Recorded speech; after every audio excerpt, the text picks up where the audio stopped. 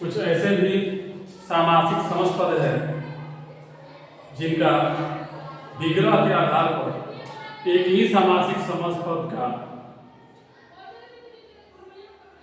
समास भेद हो जाता है। जैसे एक समस्पद है सत्यव्रत, अगर इसका विग्रह करें सत्य और व्रत तो यह द्वंद्व समास हो जाएगा। यदि इसका विग्रह करें सत्य का व्रत तो यह तत्पुरुष समास हो जाएगा। तत्पुरुष समास में चूंकि षष्ठी विभक्ति का चिन्ह है इसलिए यह षष्ठी तत्पुरुष समास हो जाएगा, अर्थात संबंध तत्पुरुष समास हो जाएगा। फिर यदि इसी सत्य व्रत का सत्य है व्रत जिसका वह तो यह हो जाएगा बहुव्रीहि समास। अगर कहें सत्य रूपी व्रत तो यह कर्मधारय समास हो जाएगा। ठीक उसी प्रकार से रामेश्वर,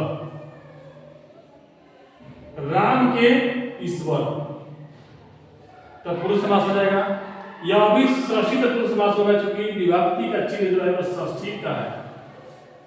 फिर है राम है ईश्वर जिसके वह, अगर ऐसा विग्रह करते हैं तो हो जाएगा बहुव्रीहि समास।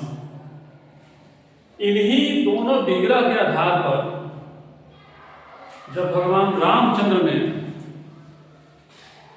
भगवान शंकर की स्थापना किया रामेश्वरम में, तो भगवान शंकर भगवान राम को प्रणाम कर रहे थे और भगवान राम भगवान शंकर को प्रणाम कर रहे थे। एक दूसरे को प्रणाम करने की होड़ लगी हुई थी। कारण क्या था? रामेश्वर। अब दोनों लोग अलग अलग व्याख्या कर रहे थे, दोनों लोग अलग अलग क्या कर रहे थे? इसका विग्रह कर रहे थे।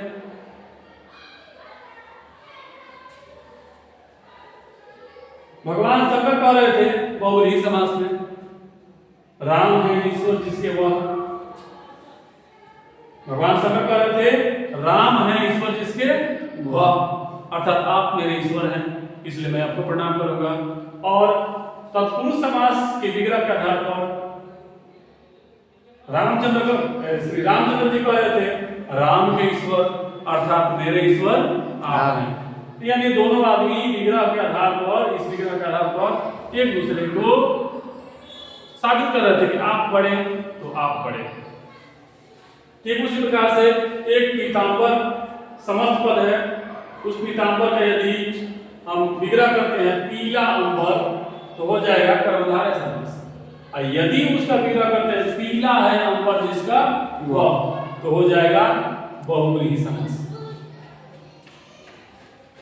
इस प्रकार से और भी बहुत सारे समस्त पद होंगे जिनका विग्रह के आधार पर अलग अलग समास निश्चय किया जा सकता है। जैसे एक है